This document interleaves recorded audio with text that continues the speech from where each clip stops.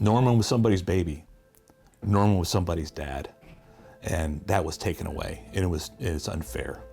There's no reason for it to become as serious as it did. Think about someone else being hurt and still going through this, get it off your conscience. If not for you, for his children. My name is Detective Jason Brammer. I've been with the Columbus Police Department since 1999. I've been with the homicide unit for about 4.5 years now. October 14th, 2023, I was called by my supervisor to respond out to an area on Southfield where there was a vehicle found running. Neighbors called in on this because they saw the car running out there and wanted us to go do actually just a checkup on it to see what was going on. And dispatch called patrol officers to come out there, where a patrol officer walked up and found Mr. Peterson suffering from fatal injuries. When I was called out there the morning of, it was rainy. And that, of course, is a major concern to us when we're accruing evidence. And our crime scene search unit got out there in a fairly decent amount of time to help stop us from not being able to gather external evidence from and around the vehicle to help us with our investigation. Mr. Peterson was a very busy man who kept himself occupied with his employment.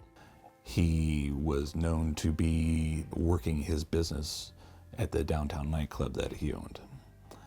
And we know that he went to go home for the night, and at some point was discovered the next day on the south side of town, which was not near his residence. And we were trying to figure out why he was there. We have also been able to gather a lot of digital evidence in this case. I have a history also working in digital forensics, and that's come into play here.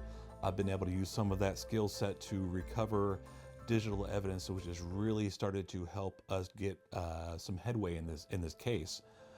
But it's not all the way there. I need just a step further, and that's where I'm asking for the community's help. Norman was a very smart kid. He grew up in the suburbs next to Princeton, New Jersey. Very respectful, had no problems with him. He has a corny sense of humor. He tells a joke, but his face is plain, but it's funny. But it's like, I just think I love being his daughter, actually. He passed away literally 3 days after my 18th birthday. Me and her both was a senior in high school, and I would say just not being there for our graduation and prom and things like that. He was in the midst of looking back, either moving to, and I think this may be some of whatever may have happened. I know he wanted to get rid of the club. I know he's been looking back in New Jersey and Houston. And I feel that maybe some of this had to do with him wanting to get rid of the club. Every day there is a teardrop from my eye, morning and night, because I still pray for my son. But I thank God for giving me him for those years. That he was able to let me have him for that time. Although he wasn't a baby, he still was always my baby. This was such a case which seemed like it was somebody who could get close enough to Mr. Peterson to do this to him. And with that being said, this person has probably burned bridges somewhere else.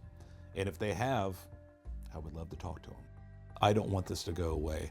I could tell you that Mr. Peterson's mom and his family don't want this to go away, and I'm not going to let it go away. So that's why I want this to be seen out by the community, because we're not putting up with this anymore.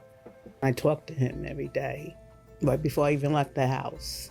I said, we're going to do this. We're going to find it. We're going to find who did this. I'm still here. We're here because there is a plan, and no one knows what the plan is God's plan. And I believe that we will find out who did this.